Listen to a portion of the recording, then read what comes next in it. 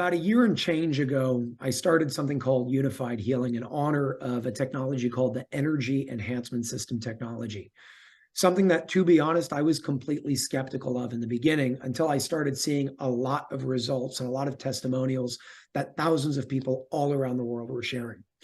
The past year has been absolutely incredible. And just about a month to 2 months ago, I had the honor of meeting this incredible man. His name is Roland Pankewich. And he said, you know what? I was on the same bandwagon as you. I was skeptical, but we started seeing results. So why not do some research and see what this technology actually does? Forget about how it works for a second. Let's do research before and after with certain individuals, measuring something specific and seeing how it impacts them so we can have tangible, objective evidence of what's really going on here. So again, today I have Roland Pankewich on this call to be able to explain what he did, the research that he did on the EESystem technology, what he measured, and the results that he saw. First and foremost, Roland, I want to say thank you so much for being here and thank you for your time. Good dude, thanks for having me, and I appreciate the focus of the pronunciation of my last name because it's not necessarily an easy feat. So thank you for that. Absolutely. So, we had a conversation before this call about the details of what you were doing. But before we go into those details, and I'm really excited to share the results that you've been seeing. And I also think this is the beginning of something much bigger in terms of bringing more studies and more evidence to the table that's tangible with research, with people all around the world to bring this to the table. But before we get into that, can you share a brief background of who you are so people can understand who the person is that actually put this all together? Yeah, absolutely. I mean, so in essence, in the context of what I do for work, I do personalized wellness, and the average clientele I deal with are either professional athletes or business owners, CEOs. I call them high performance people. I mean, a pro athlete and the business owner, they're the same person. One uses their body more, one uses their brain. And the reason I like working with these people is because what they demand of themselves is a challenge. So it's helped me become better as a practitioner to understand the inner workings of how to optimize someone's performance through the lens of optimal health. Because my journey, I started in exercise, I moved to what's called holistic and functional nutrition. That wasn't enough, so I started studying functional medicine. You get deeper into that and you start realizing you can test anything and everything under the sun with a human body, but you're missing context because, I think you interviewed Robert Edward Grant, and he very nicely, succinctly put, there's a hierarchy of science, right? So we're looking at physiology, which is determined by how biology comes together, which is governed by chemistry. Ultimately, it's physics at the end of the day, right? And the world of biophysics is where I've kind of ended up understanding that the body organizes itself to manage energy. Everything's about energy, which is why the energy enhancement system was so interesting to me because you realize the difference between someone who's well and someone who's unwell is the amount of energy the body has and how it partitions that energy.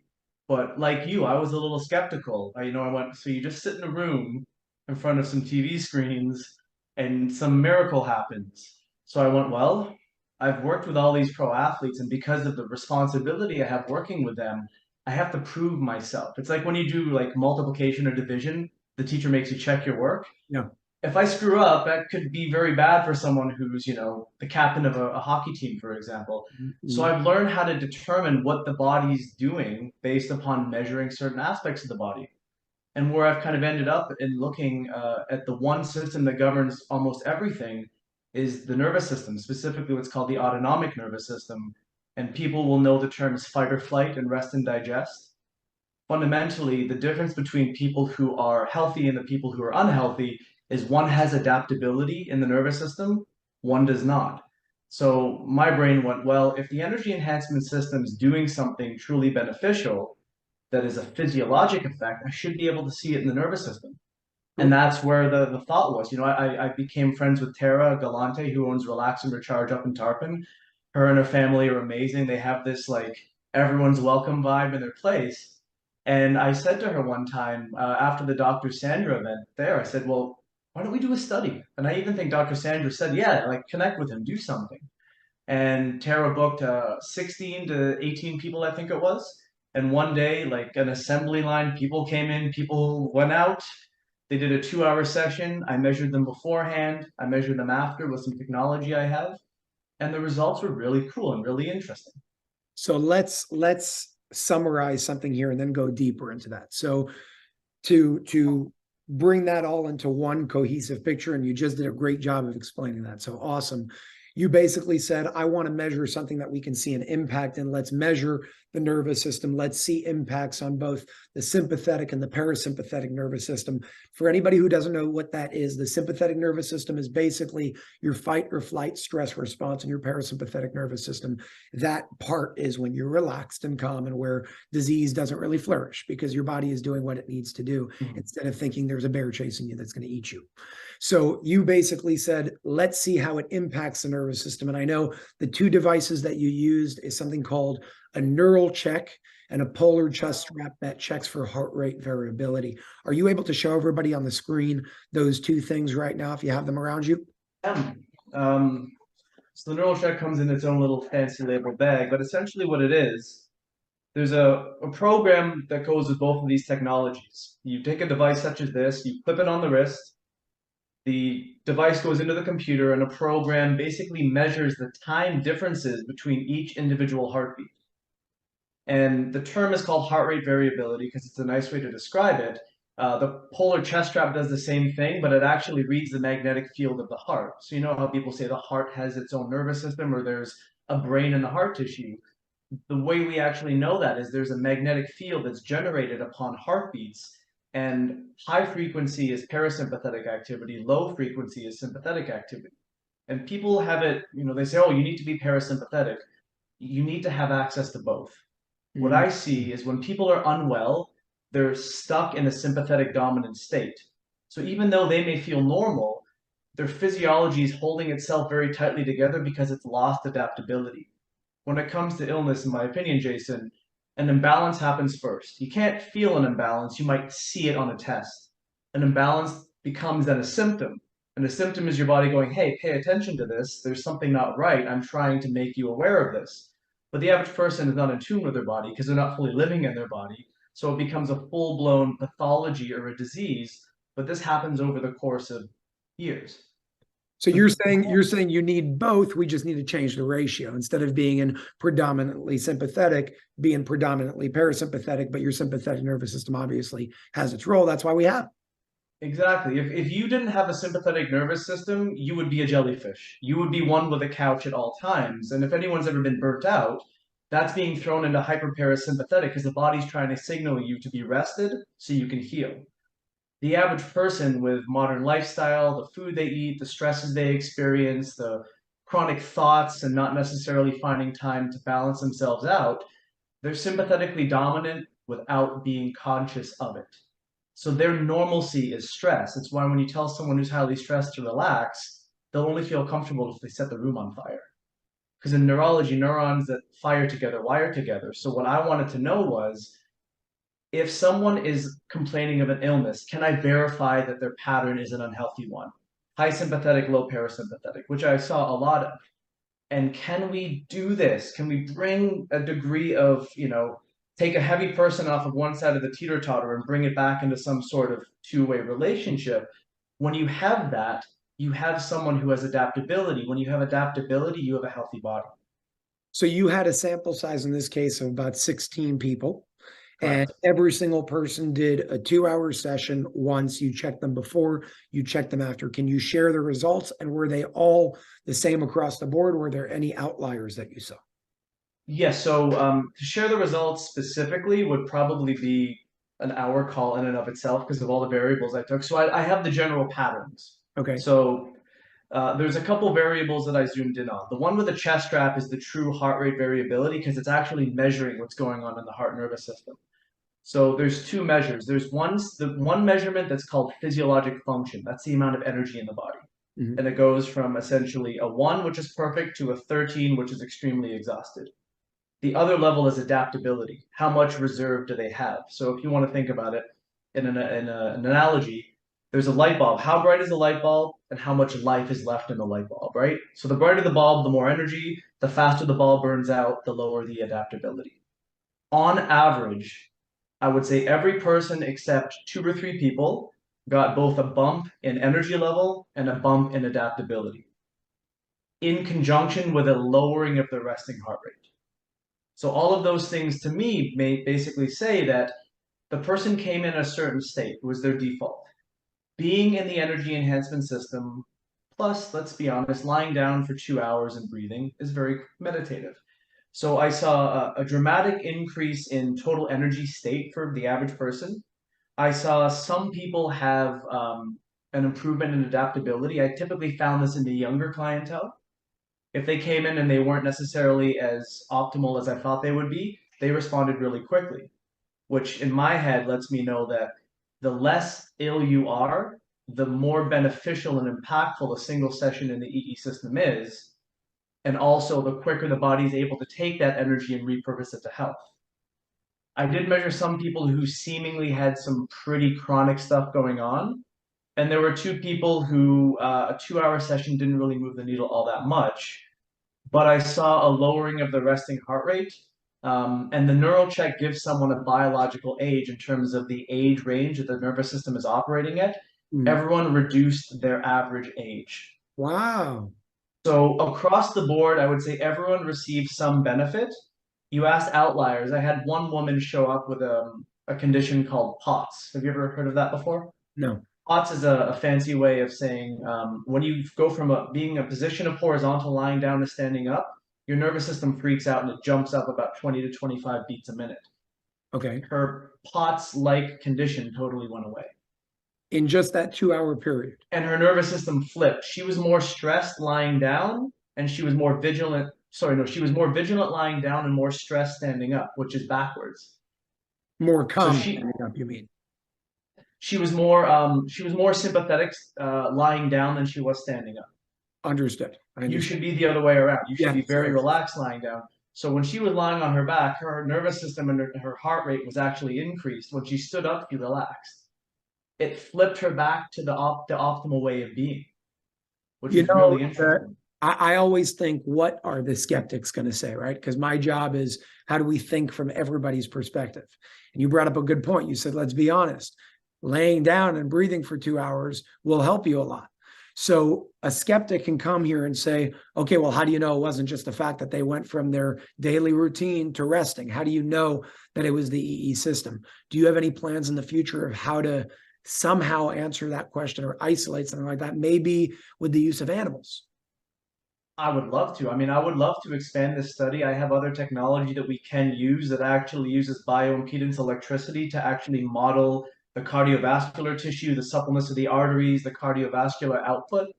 So, I would love to look at what does a 2 hour session do to people, average all the data, what does a 4 hour session, but also what does a control do? So if we're going to eliminate the idea that it's lying down, let's just test people and have them lie down for 2 hours and Mm. do a before and after, and we compare the ratio of the results. The one thing for people that are skeptical, we use data that's population-based data to make our decisions about what works for us. If you look at how they crunch those numbers, the average thyroid numbers account for someone who's probably age 3 to age 93. So I'm 37. Why do I want to know what a 93-year-old's normalcy is to conflate what mine might be? So we can never get perfect data or perfect science. So everything truly technically is individual to the person. But if we get a general trend of many individuals all moving the same direction, I think it's something worth exploring. 100%. Also before this call, we spoke about the importance of self-responsibility. And you mentioned, you can't come in here and then go and eat KFC and everything's going to be fine. Can you speak about that from your perspective? Because I think that's the most important thing over here for people to understand, that number one, nothing outside of you is healing you. You're doing the healing yourself. And number two, healing is not one thing. Healing is everything. It's on all parts. So can you share your message with your experience and perspective on that? Yeah, I'd love to. Thank you. I mean, I want to thank you for setting the tone with people because I've listened to the general themes of what you've been saying, and it's very clear that self-empowerment is something that you're trying to infect everyone with, right? But in a very positive A way. good infection. Yeah, it's a good infection. It's one that your natural immunity is fantastic for. But fundamentally, people are sometimes in desperate situations, and I understand that. I have compassion for that. And something like the EE system, what I'm seeing is for the people who are self-responsible, but also more open, there seems to be a better effect. because there is that individual aspect of, are you resistant to this or are you open to this? That alone will change realities. But if someone really wants to get better, the model I always put forth to people is the output of our health is the sum of all of the inputs. So there's a dietary input, there's a sleep input, there's an exercise input, there's a breathing input, there's a lifestyle input, there's a relationship with self input. If someone were to go for a 4 hour EE system session, or maybe even an overnight, and expect that the last 50 years of stress and trauma that their body has had to deal with is instantly going to go away, I think that's a misguided insight. I believe that there's a supercharge effect, right? So if you go into the EE system and you're not drinking high quality water, Yeah. a massive part of how energy it works in the body is structured water conducting electricity to generate energy. So if you're drinking tap water full of municipal water toxins and you're eating poor quality food and you're staying up late watching, movies in bed, looking at blue light, and you don't do meditation in that process, you've reduced the massive elements of everything outside that 4 hour EE system session that can heal you. So I think a huge thing with this is taking responsibility for yourself, doing whatever you can do, you're able to do, or you're willing to do in order to put forth the desire to live a healthier lifestyle. And then allow, it's not woo woo, but it's real. The placebo effect is there for a reason. Yep. Some people have a hard time understanding how to get well because they lose a piece of their identity. And I think when you're in there, a way to allow your body to really absorb and resonate with the energy is to surrender to the energy moving through you and will it into healing. Because our internal worlds are very powerful. 100%. If you believe they are. If you believe. Belief is huge. Belief It changes. is. It can create and it can destroy. Roland, I really want to say thank you. We met in Tarpon Springs at Tara Center. I want to give her a shout out as well because she's awesome. She's dedicated. Love she's Tara. committed. She's doing so much incredible work and bringing so many people in the community to become aware of this. She has people sleeping there all the time and people with incredible stories. The event that I met you at was basically packed. Sold out. Dude, it was standing room only. And she's getting 48 systems. She's getting 48 units very soon, right? So I think she'll be one of the only ones on the East Coast with that. So Yep. It's possibilities. awesome. It's awesome, and you're awesome, and it's a pleasure to be able to speak to somebody like you. The way that you articulate your findings are also very clear, which I think are going to help a lot of people that are watching this video. But I really want to see this continue, and I'd love for you to continue doing this. And however I can help, maybe we can bring EESystem to help support you as well, to get more of these studies. Because right now this was more of like an informal, something that you did because you wanted to do 16-person sample size, which is amazing. And you saw what you saw. But imagine we had 100 people, imagine we had 200. Oh, it would be wonderful. It would be absolutely wonderful. And I'm very appreciative. And I want to thank all the people who did volunteer their time for this.